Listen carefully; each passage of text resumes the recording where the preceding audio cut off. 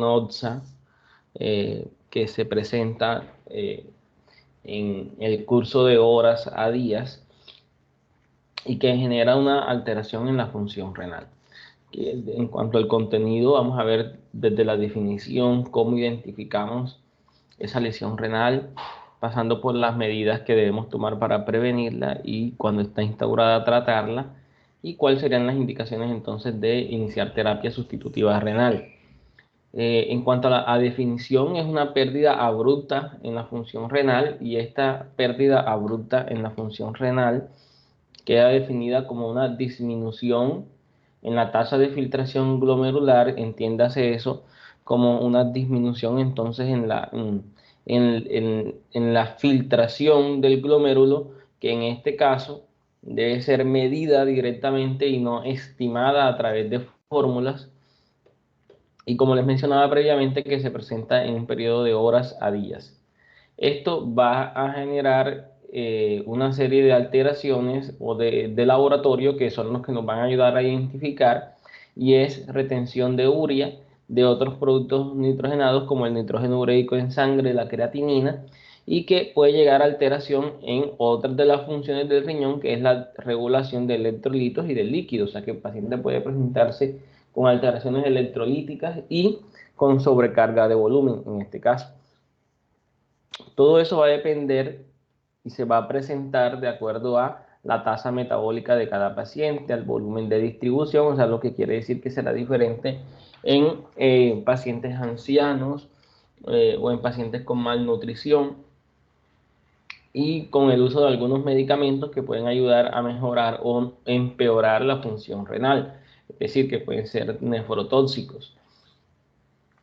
Puede sesgarse un poco en el sentido de que algunas veces algunos pequeños decrementos en la función renal pueden no manifestarse o producir compromisos multisistémicos severos y no generar tantas lesiones desde el punto de vista funcional y sistémico, pero que sí son relevantes a largo plazo en el pronóstico de morbilidad y mortalidad de cada paciente.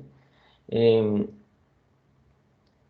la herramienta fundamental para el diagnóstico es la medición de la creatinina, pero ojo, que a su vez el solo valor de creatinina en sí como función de laboratorio puede sesgarse en pacientes que no están estables, en pacientes que se ha decidido dializar, o en pacientes en los cuales uno difícilmente se han establecido puntos de corte. Por lo tanto, las clasificaciones y los criterios diagnósticos que se han definido se definen independientemente de un valor absoluto o de un rango de referencia, sino con base a los incrementos con respecto al estado basal del paciente. Un segundo.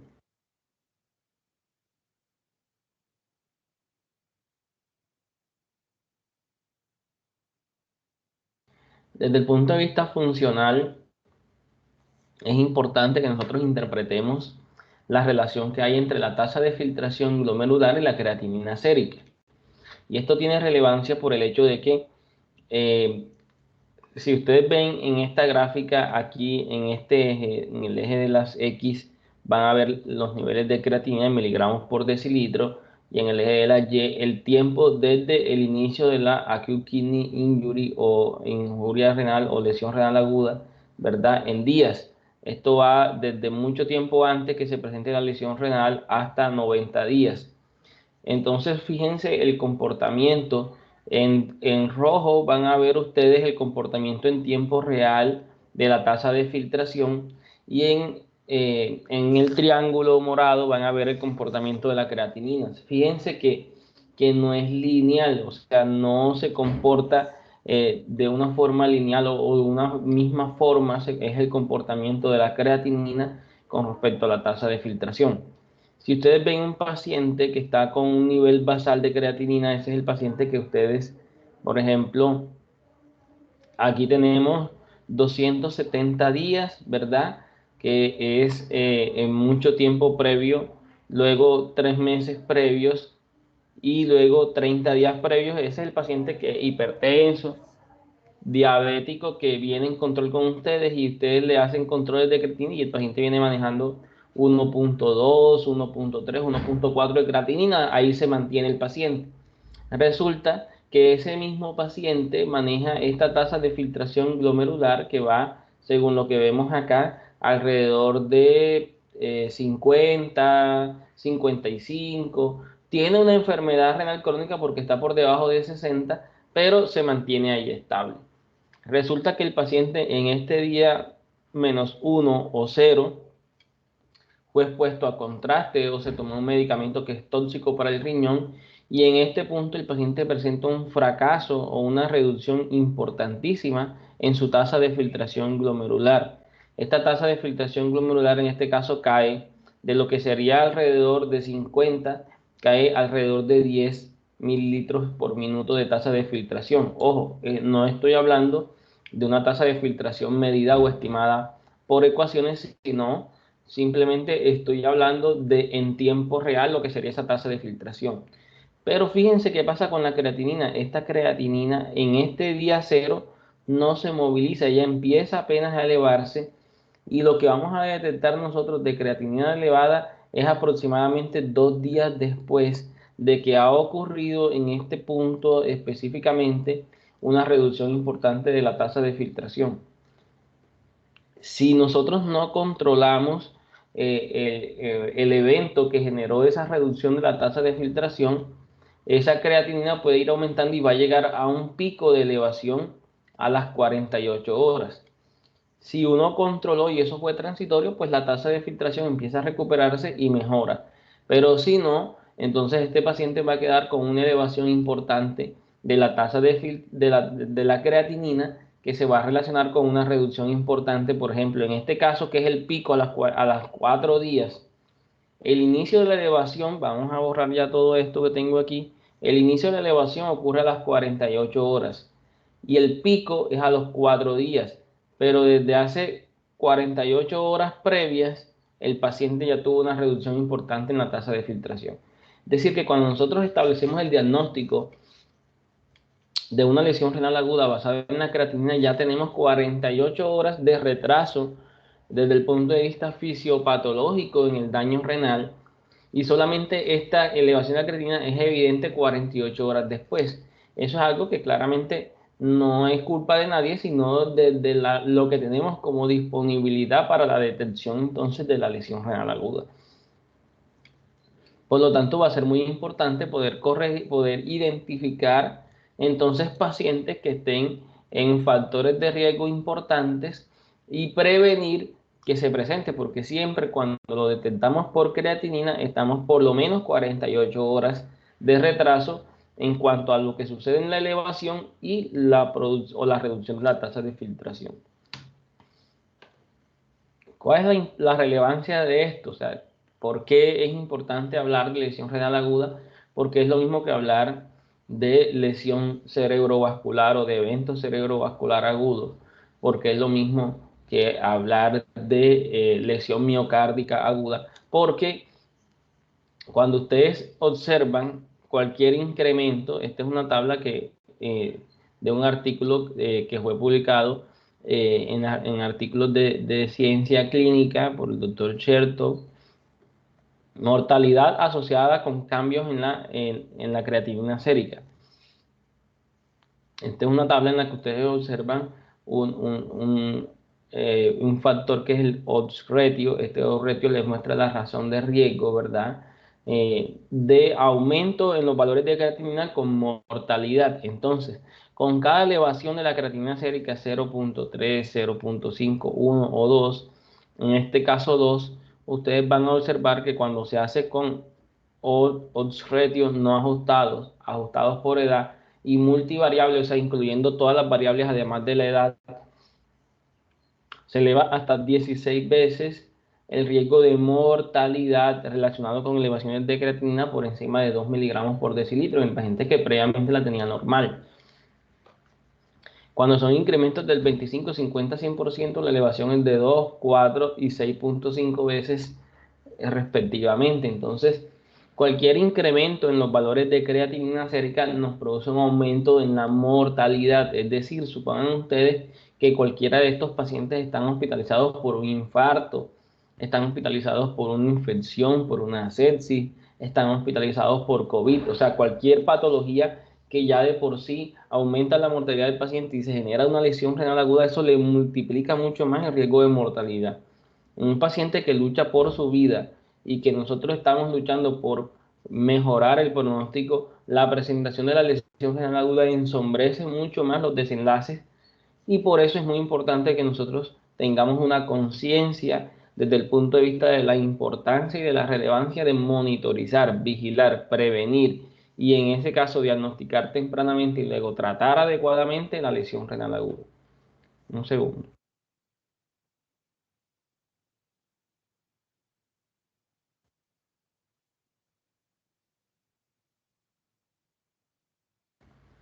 Entonces, se han establecido unas definiciones iniciales. Las definiciones que teníamos previamente eran las definiciones de Rifle y las definiciones de Akin.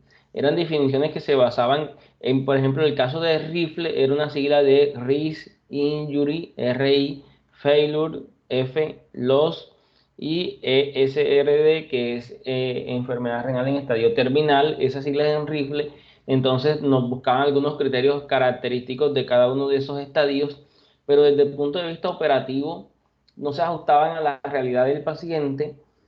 Akin, que era la otra clasificación, que fue la posterior a Rifle, ya ella clasificó en tres estadios, uno, 2 y 3, dependiendo de la tasa de filtración y dependiendo del porcentaje de elevación de la creatinina.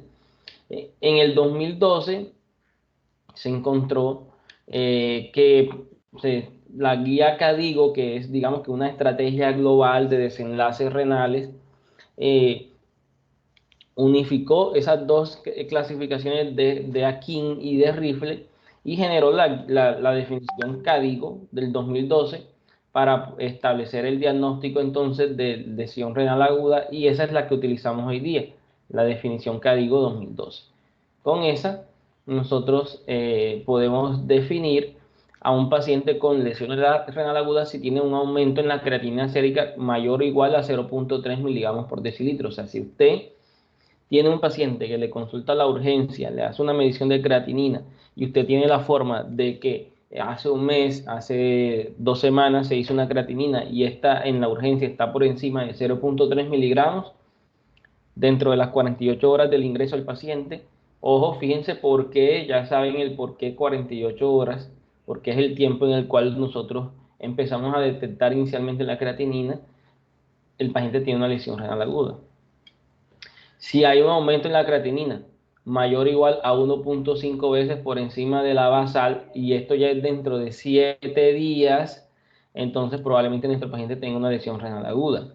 Ahora ya les voy a explicar en el espectro de la enfermedad renal por qué 7 días. Y si ese paciente dentro de las 6 horas tiene un volumen urinario menor de 0.5 miligramos kilo hora, también tiene una lesión renal aguda. Entonces, es muy importante que en los pacientes que se presentan agudamente en el servicio de urgencias, nosotros midamos la creatinina, que nosotros midamos además el volumen urinario, porque con eso es que vamos a establecer el diagnóstico en ese sentido y definir entonces pues los criterios diagnósticos claramente de lesión renal aguda. Se dividió como aquí en tres estadios. El estadio 1, si la elevación es de 1.5 a 1.9 veces o mayor de 0.3, o sea, las definiciones iniciales. Estadio 2, si el aumento ya es de 2 a 2.9 veces y ya la oliguria se mantiene por más de 12 horas. Y el estadio 3, si usted debuta al paciente con una creatinina sérica mayor o igual a 4 miligramos o 3 veces su valor normal, o si ya la reducción del volumen urinario es de 0.3 por más de 24 horas o el paciente está en anuria. O algunas veces hemos tenido pacientes que de entrada debutan en criterios de diálisis, o sea, el paciente llegó en muy mal estado general y la opción mejor de manejo para ese paciente es iniciar inmediatamente la diálisis. En ese caso, el paciente es un paciente críticamente enfermo que va a la unidad de cuidados intensivos por su alto riesgo de mortalidad y de inestabilidad, porque están muy acidóticos y eso les pone en un riesgo de arritmias cardíacas, porque están muy sobrecargados o llegan en edema pulmonar agudo, el riesgo de falla ventilatoria es alto, entonces hay que algunas veces asegurar la vía aérea, dializar y mirar a ver si se desteta de la ventilación mecánica, o porque tienen los niveles de potasio muy altos, con arritmias cardíacas ya presentándose, y las medidas hiperpotasemia no van a reducir rápidamente los niveles de potasio como para revertir las arritmias. En su historia natural, nosotros tenemos este paciente aquí, en este punto, y él puede recuperarse luego del daño, del insulto, como dice aquí, pero de la lesión renal. Él puede disminuir su tasa de filtración y luego recuperarse, se recupera el mismo estado basal que tenía, o el paciente puede generar desde una lesión renal aguda al fracaso renal completamente y a la necesidad de diálisis y quedarse en diálisis. O algunas veces pueden tener pacientes que generan un daño renal y el paciente no logra recuperarse, no necesita diálisis, pero queda en una enfermedad renal crónica. Eso puede suceder. O esta es muy relevante, o sea, tú puedes tener un paciente que ya tiene una chronic kidney disease, tiene una enfermedad renal crónica y el paciente desarrolla una lesión renal aguda, y el paciente, si estaba en un estadio 3A, progresa entonces ahorita a un estadio 4. No llega a diálisis, pero tiene una progresión. Debido a esa lesión renal, tiene una progresión de la enfermedad renal y es secundario a la lesión renal aguda. Este es el modelo conceptual de lesión renal aguda, pues no es más que en cualquier momento se pueden generar complicaciones, ya sea en el contexto de factores de riesgo, como por ejemplo en la enfermedad renal aguda, que el paciente tenga una enfermedad renal crónica, que sea hipertenso, diabético, medicamentos. Se pueden generar complicaciones que pueden generar ya sea una lesión o luego una reducción importante en la tasa de filtración y llevarlo a una falla renal definitiva y la muerte. Ustedes se preguntarán, si no tenemos la opción entonces, si no 48 horas previas, pues entonces, ¿cuál es el afán de diagnosticar la lesión renal aguda? Pues bueno, hoy en día tenemos algunas otras mecanismos, y son los biomarcadores. Los biomarcadores definitivamente han sido el boom en cuanto al diagnóstico temprano de algunas patologías. Por ejemplo, en el infarto de miocardio se utiliza la troponina, que es un biomarcador. En los procesos infecciosos se utiliza la procalcitonina, que es un biomarcador. Y en este caso, en la lesión renal aguda, tenemos algunos biomarcadores que son, eh, podríamos decir, de estructuras, sustancias que se generan o se liberan cuando hay un daño de las células renales en cualquier parte del tracto, de la vía urinaria o del riñón, y estas, ya sean proteínas plasmáticas o proteínas de lesión tubular, al medirlas nos permiten a nosotros evidenciar que el paciente está cursando con una lesión renal aguda mucho tiempo antes de que se presente una elevación en los valores de creatinina. Esto es relevante porque, uno, ya sea en el paciente que tú sabes que va a estar expuesto, por ejemplo, el paciente que va a estar expuesto a un medio de contraste o que va a estar expuesto a un clampeo vascular, como sucede en los pacientes que van a revascularización miocárdica, tú puedes empezar a medir, con antelación, puedes empezar a medir esos marcadores y saber en qué punto específico ya el paciente se le está generando una lesión renal aguda en tiempo real, y hacer ajustes en la administración de contraste, detener el procedimiento, bueno, cualquiera de las consideraciones que tengas, y con base en eso tú puedes definir claramente la conducta del paciente. Eso es importante. Un segundito, chicos.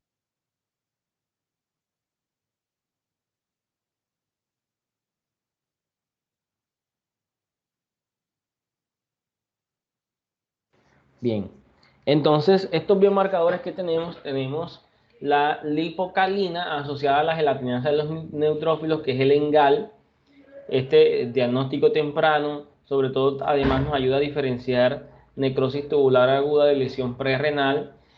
Tenemos la molécula de lesión renal, que es la KIN1, también se puede medir, la interleuquina 18, que es inflamatoria, y algunas veces pues, podemos tener en un solo laboratorio o en un solo estudio, podemos tener un panel de laboratorios que nos permiten medir, temprano, intermedio y largo tiempo los valores de alteraciones en la creatinina.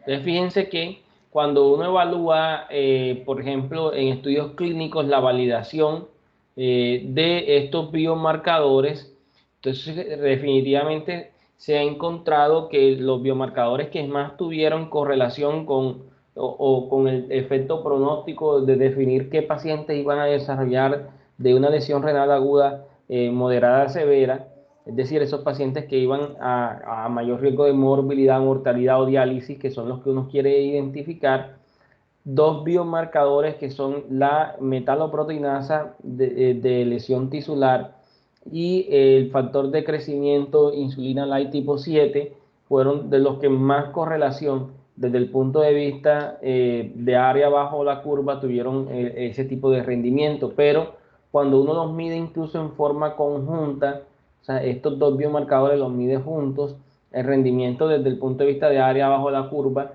es mucho mayor. Cuando hablamos de área bajo la curva, estamos hablando de predicción de pruebas diagnósticas y su correlación con un diagnóstico específico.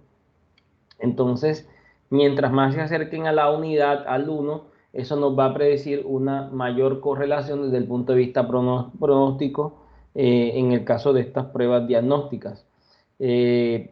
En este caso, ustedes observan que de todos los biomarcadores que les mencionaba, interleuquina 18, engal, KIN1, cistatina, engal urinario o sérico, cuando uno hacía mediciones de esta metaloproteinasa de lesión tisular tipo 2 y del factor crecimiento tipo 7 y se combinaban, da 0.8, o sea que se creó este marcador y ese marcador se llama NephroCheck y ese NephroCheck se utiliza como una especie de troponina renal, así lo mencionan algunos nefrólogos, y es como una especie de parámetro de medición temprana de lesión renal aguda.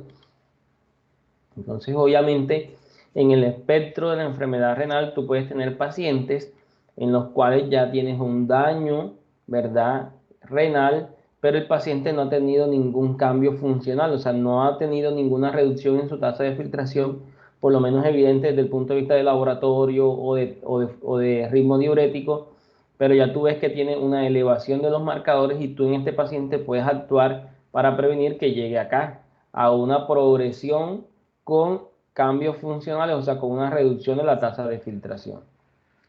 Desde el punto de vista de factores de riesgo, pues muchas patologías, como por ejemplo la sepsis, las enfermedades críticas, el shock cardiogénico que produce hipoperfusión renal, las quemaduras que produce liberación de muchas toxinas nefrotóxicas, por ejemplo, se puede producir rhabdomiolisis, síndromes compartimentales, medicamentos nefrotóxicos, agentes de radiocontraste, plantas o animales con envenenamiento, otros factores que generan susceptibilidades y no necesariamente directamente un daño renal, pero sí la deshidratación, la edad avanzada porque se produce nefroenvejecimiento.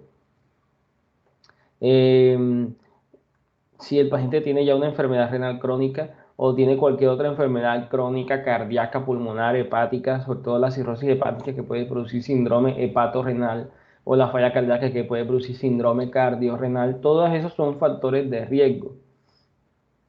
Desde el punto de vista pronóstico, está claro que en el paciente que tiene una lesión renal aguda estadio 3, que sería este en morado, en términos de supervivencia al momento del alta del hospital, estos pacientes tienen una reducción importante del pronóstico. O sea, el 50% de los pacientes que tienen un estadio 3 son pacientes que van a sobrevivir. Así es la estadística en términos de pacientes que se presentan con lesión renal aguda.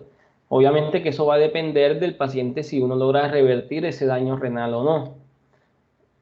En términos del paciente que va a una enfermedad renal terminal, es el paciente de mayor mortalidad, con claramente menor porcentaje de supervivencia, con respecto, por ejemplo, a los pacientes que no tienen daño renal crónico, entonces esos pacientes claramente van a tener un mejor pronóstico, sin que se vea impactada claramente su tasa de supervivencia. El abordaje no solamente se basa en criterios diagnósticos CADIGO 2012, sino que cuando tenemos ya una lesión renal aguda instaurada, nosotros debemos identificar el origen de esa lesión renal aguda. Esa lesión renal aguda puede ser prerrenal, o sea que puede ser por alteraciones en el volumen efectivo de sangre que llega al riñón, y eso puede producir por una hemorragia o por depresión de volumen, es decir, por una deshidratación severa o por un sangrado, ¿verdad? O puede ser un volumen arterial inefectivo, es decir, tenemos buen volumen sanguíneo, pero este no se bombea adecuadamente. Típicamente suceden dos patologías, que es en la cirrosis hepática descompensada. Acuérdense que se produce una vasodilatación esplánica renal y se generan sustancias que a su vez son inotrópicas negativas, y en este caso generan claramente unas alteraciones ahí en la función de los riñones, perdón, en la función cardíaca con menor volumen de eyección, y por obvias razones en la falla cardíaca congestiva. Entonces tenemos un volumen absoluto disminuido, o sea, hay pérdida de sangre, sale del organismo, deshidratación severa o hemorragia, o un volumen arterial inefectivo, pero con volumen de sangre normal, que es un déficit relativo, que es en la falla cardíaca y en la cirrosis. Pacientes que, por ejemplo, tienen una estenosis de la arteria renal, o sea, el paciente, ya sea por un clampeo en una cirugía de revascularización, o ya sea porque el paciente de forma aterosclerótica se genera una obstrucción de la arteria renal, son pacientes que van a tener una reducción del flujo, o sea, no le va a llegar sangre a la arteriola aferente y produce ese daño. O pacientes en los cuales están expuestos a alteraciones hemodinámicas, o sea, ya sabemos que hay factores que producen vasoconstricción de las arteriolas.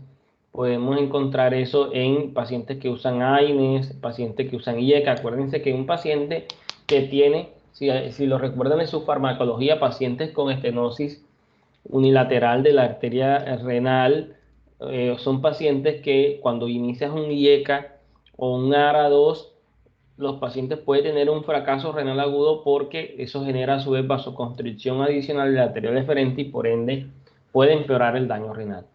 Entonces, fíjense que ustedes podrán identificar casos en los cuales el paciente puede tener una lesión renal aguda, o sea, si es un paciente que llegó con una diarrea, con deshidratación severa, con vómitos incoercibles, con deshidratación severa, si es un paciente que le llega con cualquier dato de hipolemia, una embarazada en su posparto que tuvo una hemorragia uterina y estuvo hipovolémica, y le mides la creatinina y tuvo una creatinina en 4, tú claramente puedes considerar que la lesión renal aguda es, de acuerdo al valor, a la estadificación CADIGO 1, 2 o 3.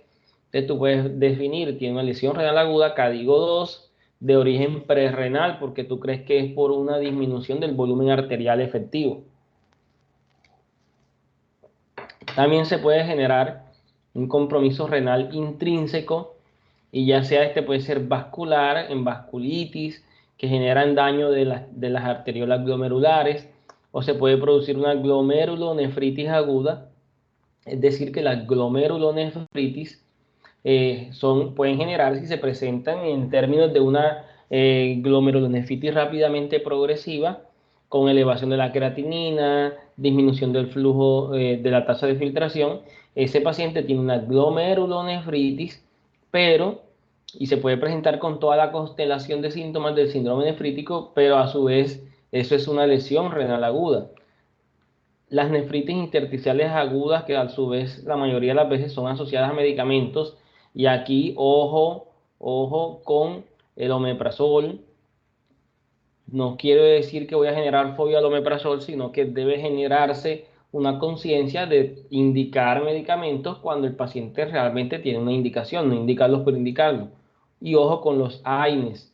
Ojo con los AINES, que se asocian mucho a nefritis intersticial aguda, y uno puede observar en algunos pacientes que se genera un compromiso renal.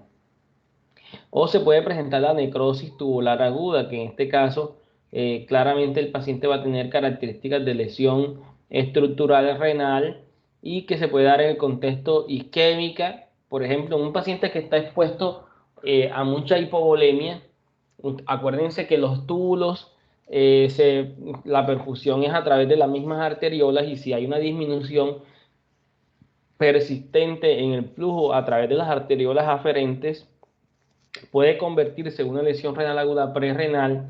Es decir, si esta es la arteriola aferente, este es el ovillo glomerular, esta es la arteriola eferente, y acá están los túbulos. Recuerden que el arteriol deferente después se forma toda esa serie de capilares y esa serie de capilares son los que van a irrigar a los túbulos. Y si yo tengo una lesión renal aguda en la cual no hay llegada de sangre a través del arteriol aferente, con el tiempo esto me va a generar isquemia tubular y se produce entonces una necrosis tubular aguda y una lesión renal aguda prerrenal que puede ser reversible, termina en una necrosis tubular aguda isquémica y deja de ser reversible. Podemos ser por nefrotoxicidad y esto puede ser por antibióticos, de los más nefrotóxicos los aminoglucósidos, pero la furosemida, por ejemplo, también puede ser nefrotóxica, el cisplatino puede ser nefrotóxico, los agentes de contraste para estudios radiológicos pueden ser nefrotóxicos, o endógenos por pigmentos como la hemoglobinuria o la mioglobinuria, sobre todo la mioglobinuria cuando hay rhabdomiólisis. Eh, por ahí tuve la experiencia incluso, fíjense que he tenido la experiencia con dos estudiantes de medicina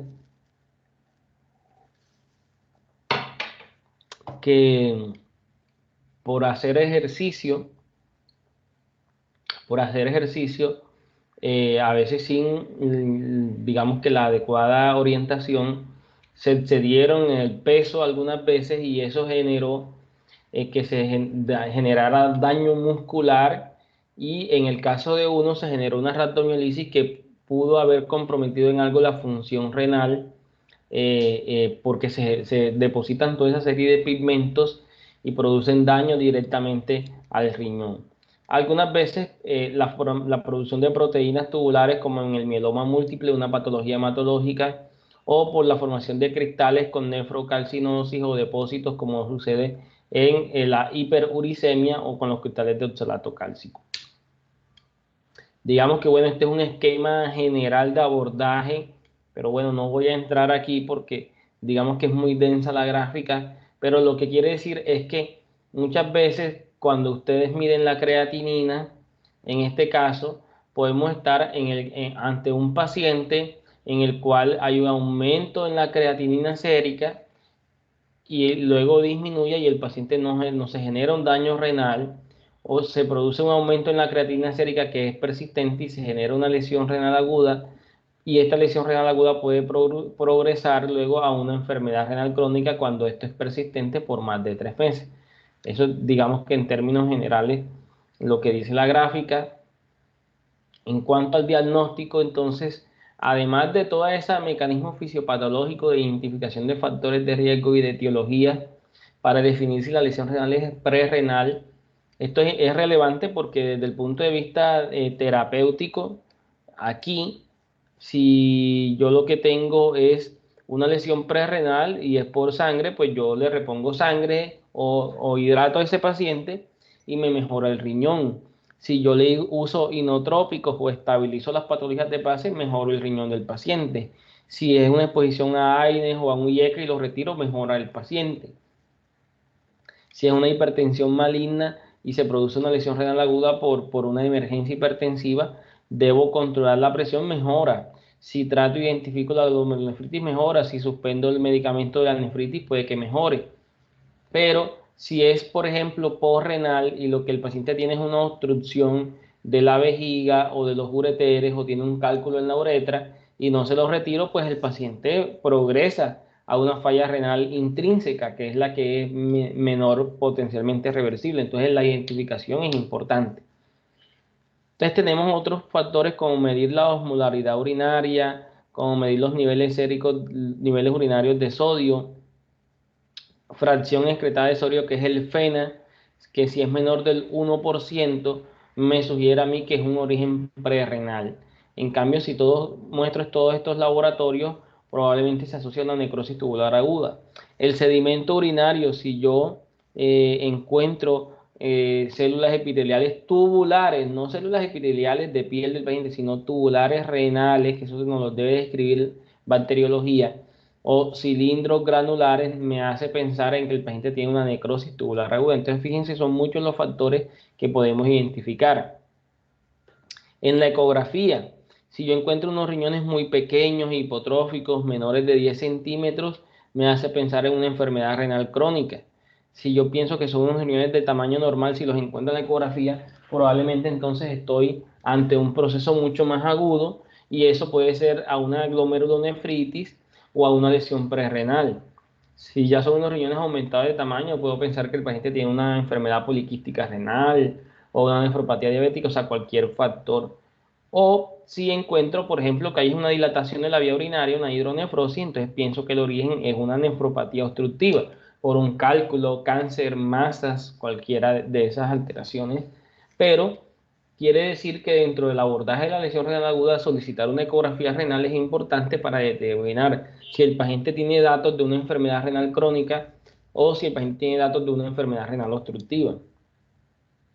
Fíjense, esto es lo que les comentaba, es el NephroCheck. Yo tomo una muestra de orina, la introduzco digamos que en un cassette y al momento de medirla me da las mediciones y me puede sugerir que el paciente tiene elevación en los valores de estos biomarcadores y por tanto tiene claramente una lesión renal aguda que ni siquiera ha sido evidente en términos de disminución de diuresis o elevación de creatinina. En el manejo de la lesión renal aguda es muy importante el manejo de los líquidos. Entonces, claramente, en el paciente con un shock hemorrágico, la reposición de volumen de líquidos y de sangre es importante, pero también evitar la sobrecarga de volumen, porque eso me genera en las venas renales, me genera congestión venosa y me disminuye entonces la eliminación de esa congestión venosa renal, me congestiona los riñones y eso me altera la función renal. Y resulta que esa sobrecarga de volumen entonces me genera una mayor congestión del riñón y me genera una mayor alteración en la función del riñón y por ende empeora el pronóstico. Al yo reducir el edema de ese paciente, empieza a mejorar el volumen de creatinina. Todo es de interpretación. Los vasopresores, podemos utilizar la norepinefrina, sobre todo en el contexto de sepsis. Va a depender del estado hemodinámico, pero es importante mantener una presión arterial media por encima de 65 para mantener una buena perfusión renal. Idealmente, en el paciente que tiene una lesión renal aguda y es una sepsis, por ejemplo, y debemos usar antibióticos, lo primero es que se deben ajustar las dosis de los antibióticos. En términos de ajuste, debemos utilizar la fórmula de Cochrane Gold, pero si, por ejemplo, no tenemos opción, sino usar aminoglucósidos, que claramente son nefrotóxicos, hay que vigilar la función renal diaria y medir los niveles de los medicamentos para evitar que estos se vayan a niveles tóxicos.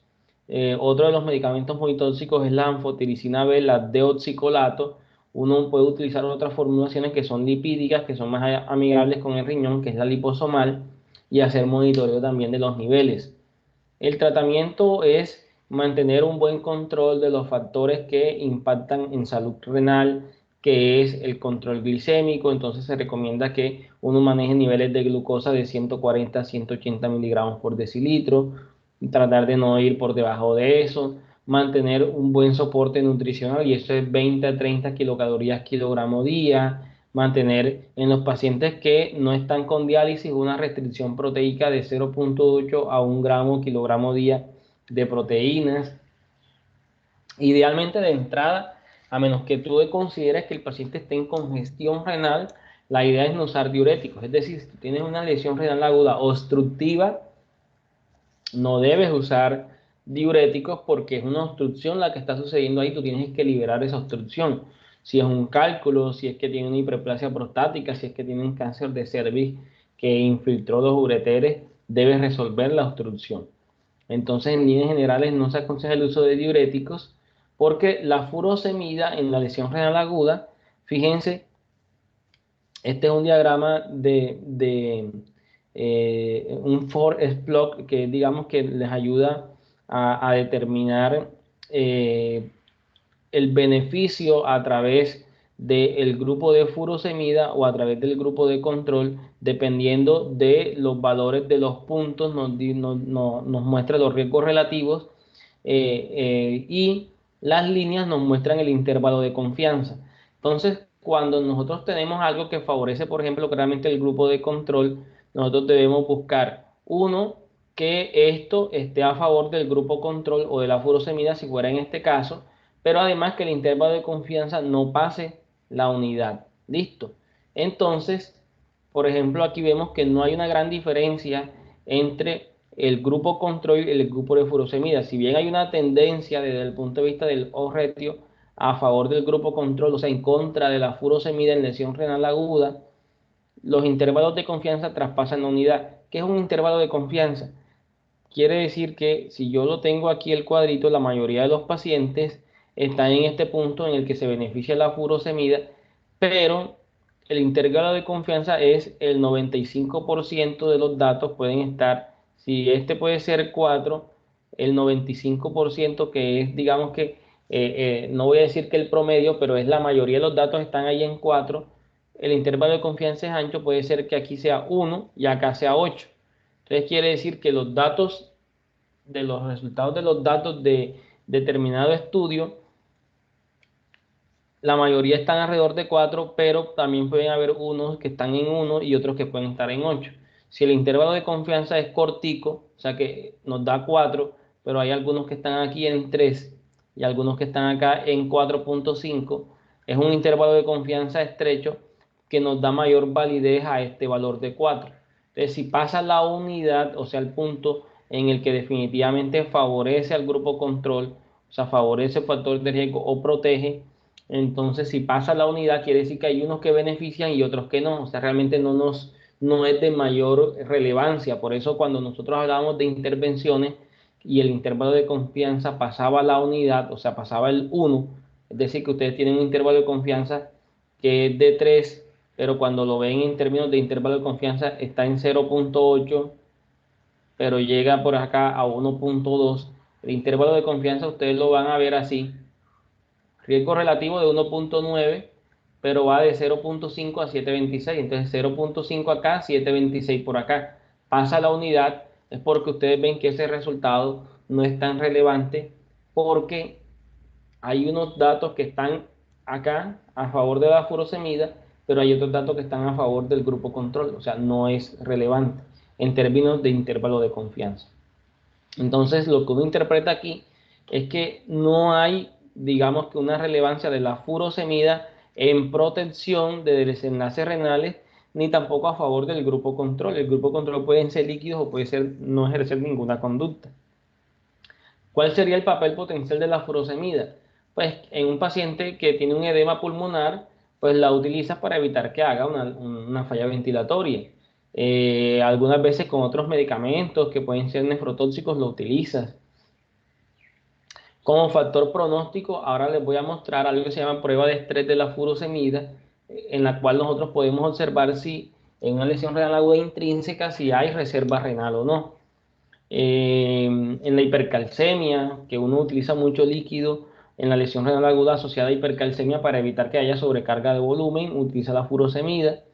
En la terapia con cisplatino, cuando se hace quimioterapia con cisplatino, utiliza el diurético para evitar depósitos a nivel renal. Entonces, este es una prueba de estrés de furosemida, que es una prueba que hacemos para demostrar si 2 horas después de la administración de 1 miligramo por kilo o 1.5 miligramos por kilo de furosemida, el paciente tiene un aumento en el gasto urinario. Si tiene un aumento en el gasto urinario, esto se asoció con mejor pronóstico desde el punto de vista funcional del paciente. Entonces, se encontró que desde el punto de vista de sensibilidad y especificidad, los 200 ml eran los que mayor rendimiento ofrecían en términos de sensibilidad y especificidad como prueba diagnóstica. O sea que tenían el mejor valor predictivo positivo y negativo para determinar los pacientes que iban a progresar a una lesión renal estadio 3.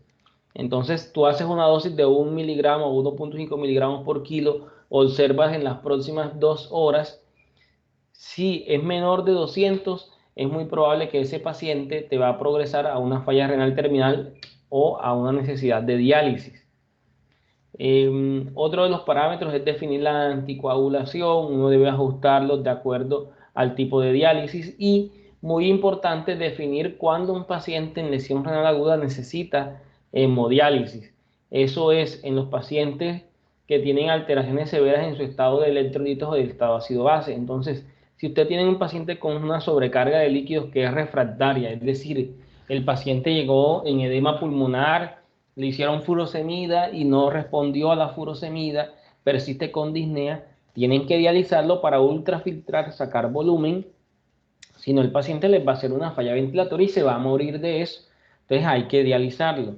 Si el paciente tiene unos niveles de potasio mayores de 6,5 y a pesar de todo eso no mejora el paciente, le estás haciendo todas las medidas anti-hipercalemia y el paciente no mejora, debes dializarlo por el riesgo de que te haga una arritmia cardíaca maligna, una taquicardia ventricular o un patrón sinusoidal y te va a generar mortalidad en ese paciente.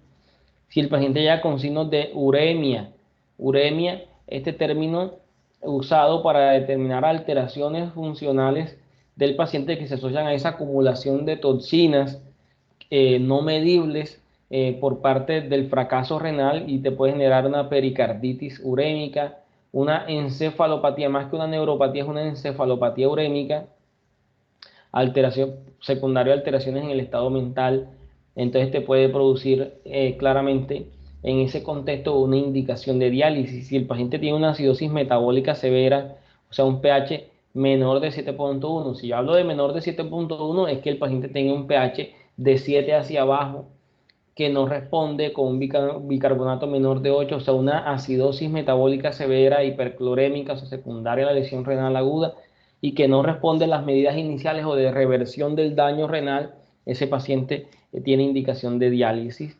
Y cuando se presentan intoxicaciones por algunas sustancias que son dializables, o sea, que el paciente está intoxicado y yo lo puedo dializar, por ejemplo, el alcohol y algunas drogas, por ejemplo, los antidepresivos tricíclicos, la mitriptilina, se puede dializar, entonces es una indicación también de diálisis ahí. ¿Listo? Bueno, esto es para mostrarle, y es algo de lo que les he hablado en las rotaciones, de algo de lectura crítica. Este es un estudio que se llama el ELINE, ¿verdad? ELINE Trial. El ELINE Trial es un estudio que ELINE significa buscar el efecto de temprana versus diferida iniciación de la terapia de reemplazo renal y su impacto en mortalidad en pacientes críticos en pacientes críticos que tienen una lesión renal aguda. ¿Qué hicieron? Este es un estudio que desarrolló Alexander Sarbock y algunos colegas, y ellos lo que hicieron fue que en el Hospital Universitario de Münster, en Alemania, ellos determinaron pues, pacientes que iban a lesión renal aguda y determinar que tenían una lesión renal aguda, determinar en qué momento se le iniciaba la diálisis a esos pacientes y cuál era el impacto en mortalidad global a 90 días. Es decir, ustedes lo que están viendo es cómo se genera el conocimiento en medicina para determinar, por ejemplo, estos criterios previos que yo les mostré. Estos criterios están determinados porque en este punto, si yo dejo que ese paciente avance de 6,5, es porque claramente se correlaciona luego con mayor mortalidad. Entonces se quiso evaluar si debíamos dializar los pacientes más temprano o si seguíamos dializándolos de esa forma. Existían otros objetivos secundarios como por ejemplo la mortalidad a 1 y a 2 meses, los pacientes que generaban disfunción orgánica, qué tanto se recuperaban de la función renal y luego requerían o no continuar con la diálisis.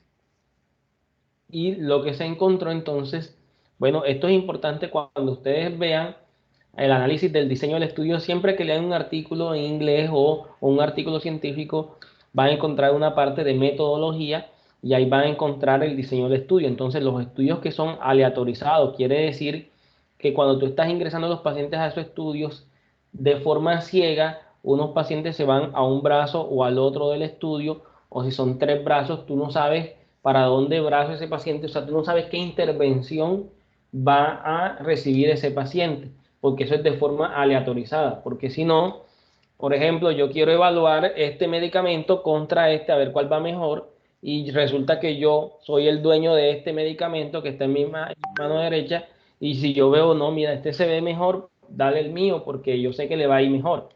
Si tú ves un paciente muy enfermo, Tú dices, no, dale el de este otro médico porque ese se puede morir por cualquier motivo. Y si después tú ves que en el grupo del otro medicamento se empiezan a morir más, y no necesariamente es por el medicamento, sino porque eran pacientes más enfermos, más ancianos, pues ahí ya hay un sesgo.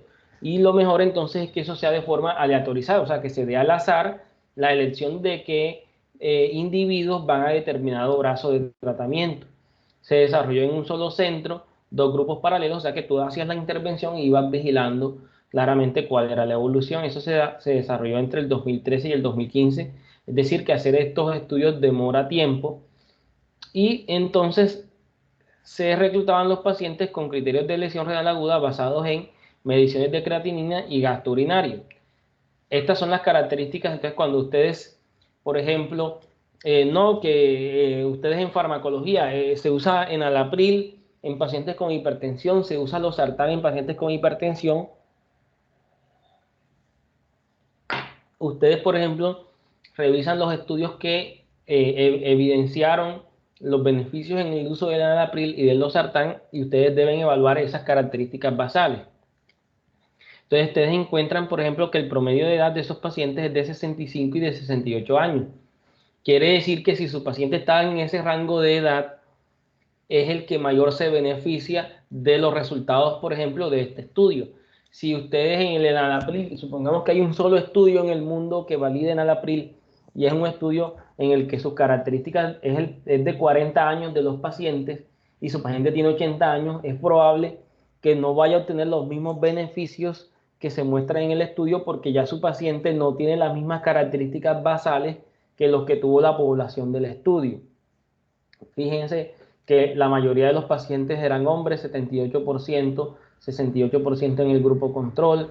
Uno empieza a ver entonces algunas variables, como por ejemplo que la creatinina basal de esos pacientes era alrededor de 1.1 y su tasa de filtración era de 56 y de 55. O sea, todo eso es importante ver, porque luego, por ejemplo, si ustedes interpretan, supongamos que este es el de X intervención y este es el de Y intervención, y resulta que no, el de Y les fue muy mal en la evolución y ustedes encuentran aquí en las características basales que Y no tenía 55, sino que de entrada estos arrancaban con 30 o con 30, disculpen la escritura, o con 2 aquí de creatinina.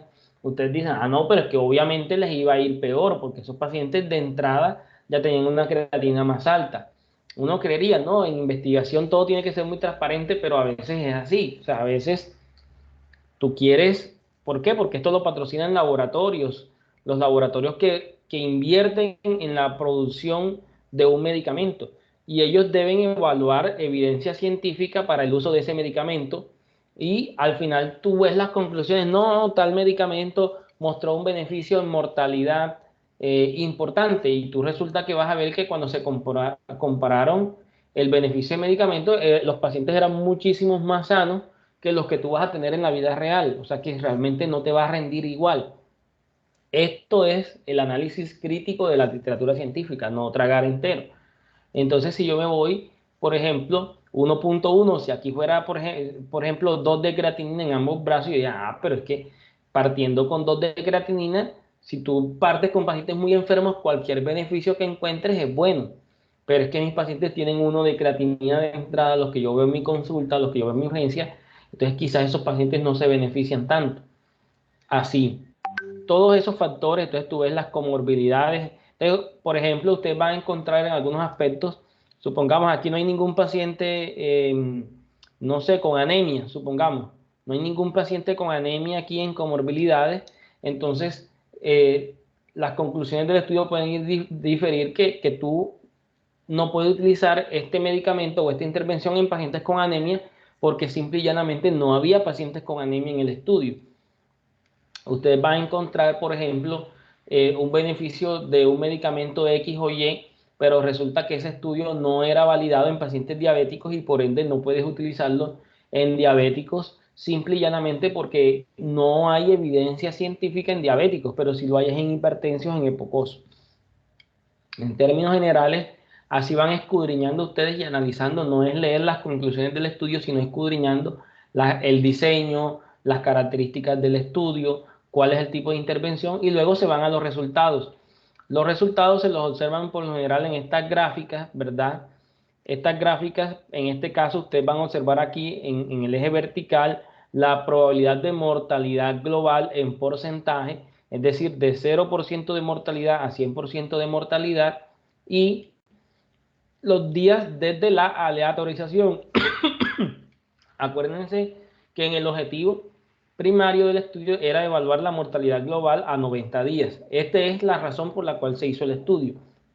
Entonces se encontró que en los pacientes en los cuales se hacía de forma diferida la terapia de reemplazo renal, la mortalidad era mayor que los que hacían la terapia de reemplazo renal de forma temprana. Esto es uno de los resultados del Line Trial.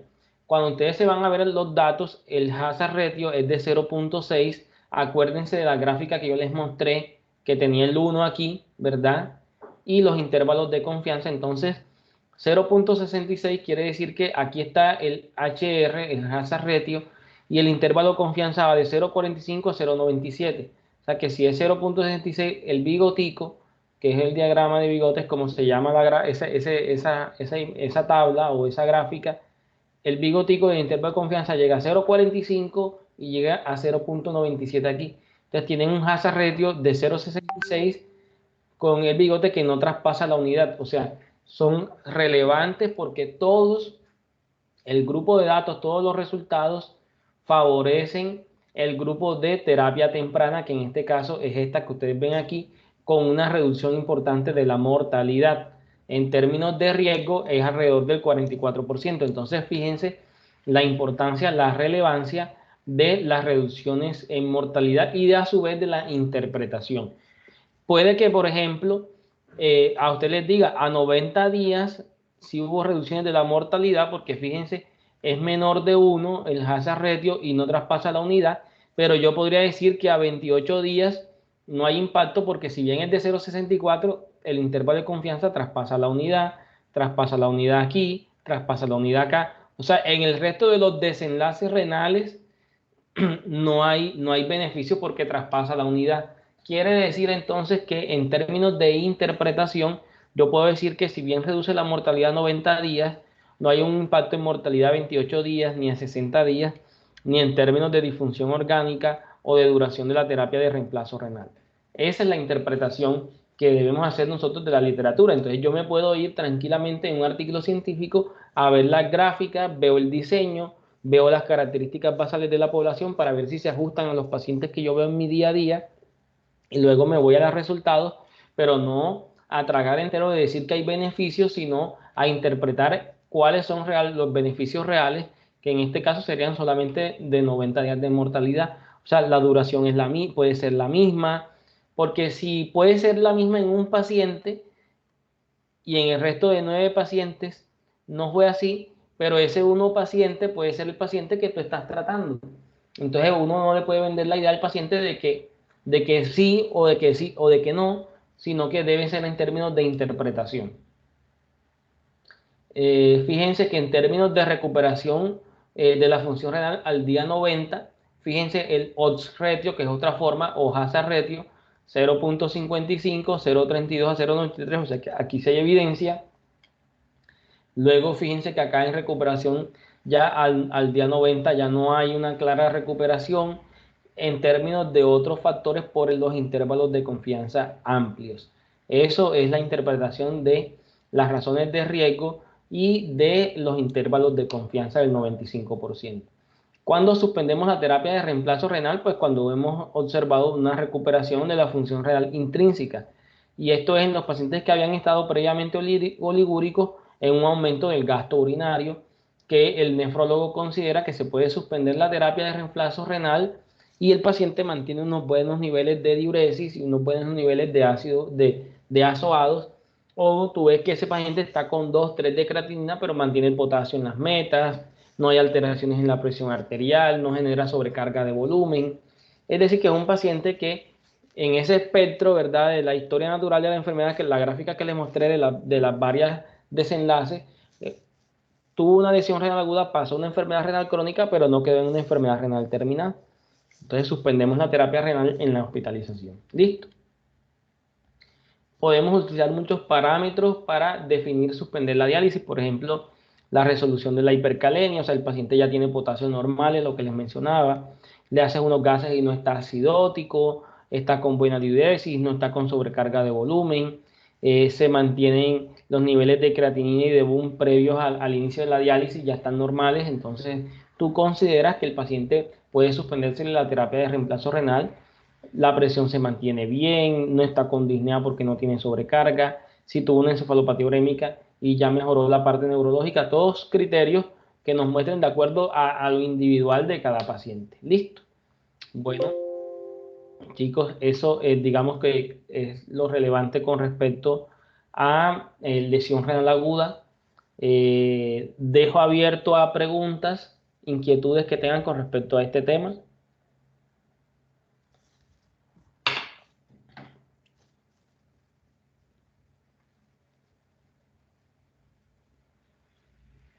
No, doctor. Bien, vamos a hacer un break de 2 minuticos y seguimos con enfermedad renal crónica. ¿Listo? Me damos un minuto.